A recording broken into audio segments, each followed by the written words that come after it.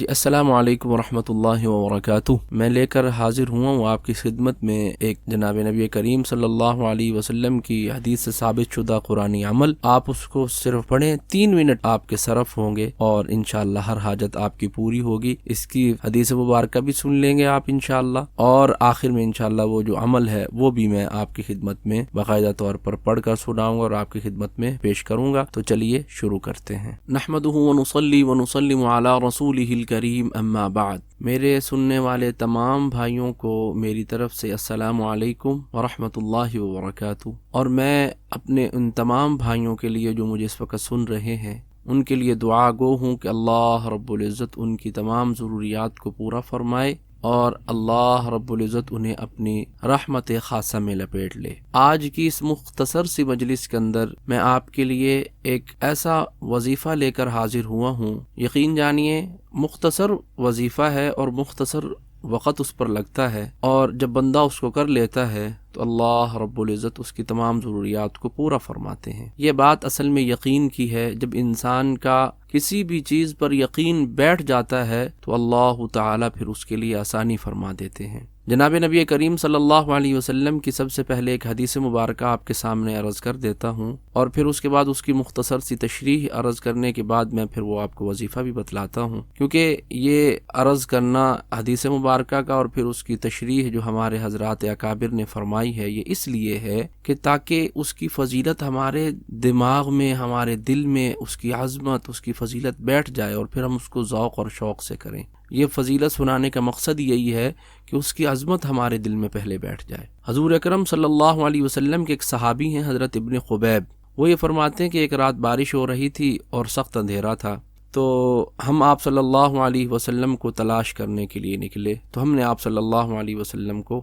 جو ہے وہ تلاش کر لیا، آپ صلی اللہ علیہ وسلم ہمیں مل گئے۔ تو پھر آپ صلی اللہ علیہ وسلم نے کیا فرمایا کہ اے خبیب تو کہہ، میں نے عرض کیا یا رسول اللہ میں کیا کہوں؟ فرمایا کہ تم کہو قل هو اللہ احد قل اعوذ برب الفلق قل اعوذ برب الناس۔ آپ صلی اللہ علیہ وسلم نے فرمایا کہ اس کو صبح و شام 3 مرتبہ پڑھ لیا کرو، یہ پڑھنا تجھے ہر چیز کے لیے کافی ہو جائے گا۔ اب یہ کس طرح کافی ہوگا؟ تو اس کے لیے ہم چلتے ہیں حدیث مبارکہ کی تشریح کی طرف۔ تشریح میں ہم ملا علی قاری رحمہ اللہ تعالی کی ایک بات پڑھتے ہیں اور آپ کے سامنے پیش کرتا ہوں۔ ملا علی قاری بہت بڑے محدث ہیں، انہوں نے مرقات جو حدیث پاک کی کتاب ہے مشکات شریف، اس کی شرح لکھی۔ اس میں انہوں نے یہ فرمایا کہ علامہ طیبی رحمہ اللہ تعالی نے یہ فرمایا ہے کہ تکفیک من کل شیء، یہ انہوں نے الفاظ فرمایا کہ تکفیک من کل شیء، یعنی یہ تجھے ہر چیز کے لیے کافی ہو جائے گی۔ اس کی تشریح میں یہ فرما رہے ہیں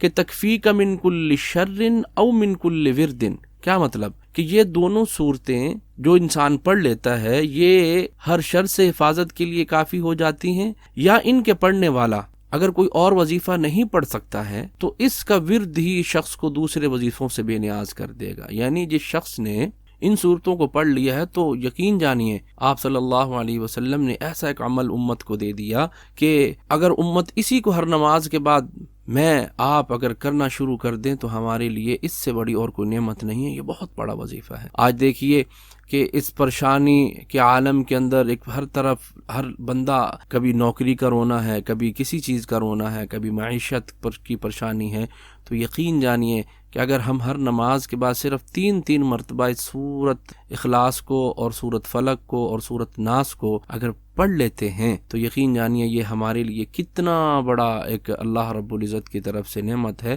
اور یہ ہمارے لیے بہت اونچی درجے کی چیز ہے۔ تو اس کو ہمیں یہ چاہیے کہ ہم اپنے معمول کے اندر اس کو لے کے آئیں، اور اس کے علاوہ اس کے اور بھی کافی سارے حضرات علماء کرام نے فوائد بیان فرمائے ہیں کہ جس شخص پر جادو ہو، جس شخص پر آسیب ہو یا اس کو پریشان کر رکھا ہو، یا کوئی کہتا ہے جی مجھ پر کالا جادو کرا دیا گیا، یا مجھ پر کوئی کاروبار پر بندش لگوا دی گئی ہے، میرے گاہک نہیں آتے ہیں، ہر روز ایک نئی مصیبت ہے، ایک نئی بلا کا سامنا ہے، تو اس کا حل ہے ऐसी कोई चीज़ नहीं है कि जिसका कोई हल ना हो। कुरान वाक़अतन शिफा है। वनुनज़्ज़िलु मिनल कुरआनि मा हुआ शिफा व रहमतुल लिल मुमिनीन। हाँ जी, ये कुरान करीम हमारे लिए अल्लाह ने शिफा बनाकर भेजा और वाक़अतन ये हमारे लिए शिफा है। सिर्फ मसअला असल में ये है कि हमें इसके पढ़ने की तौफीक नहीं होती, हम वक़्त नहीं निकाल पाते। और कामों के लिए तो हमारे पास वक़्त है, लेकिन अगर वक़्त नहीं है तो सिर्फ अपने अल्लाह को याद करने का नहीं है। तो आज से नियत कर लें, मैं भी नियत करता हूँ कि हम अपनी जो ज़िंदगी है उसको आमाल वाली ज़िंदगी बनाएंगे और रसूल अकरम सल्लल्लाहु अलैहि वसल्लम के जो फरमूदात हैं उन पर अमल करते हुए हम अपनी ज़िंदगी को कारआमद और कीमती बनाएंगे। तो अब आखिर में आप जो है वो सूरतें भी समात फरमा लीजिए। अऊज़ु बिल्लाहि मिनश शैतानिर रजीम, बिस्मिल्लाहिर रहमानिर रहीम। कुल हुवल्लाहु अहद, अल्लाहुस समद, लम यलिद वलम यूलद वलम यकुल लहू कुफुवन अहद।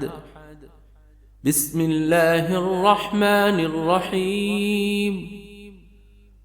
कुल अऊज़ु बिरब्बिल फलक, मिन शर्रि मा खलक, व मिन शर्रि गासिकिन इज़ा वक़ब, व मिन शर्रि नफ़्फ़ासाति फ़िल उक़द, व मिन शर्रि हासिदिन इज़ा हसद। बिस्मिल्लाहिर रहमानिर रहीम।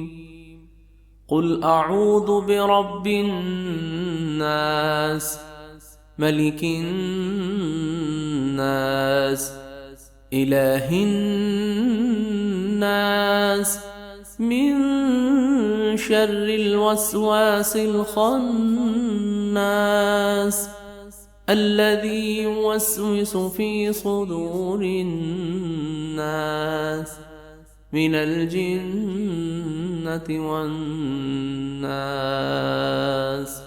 सदक़ल्लाहुल अज़ीम।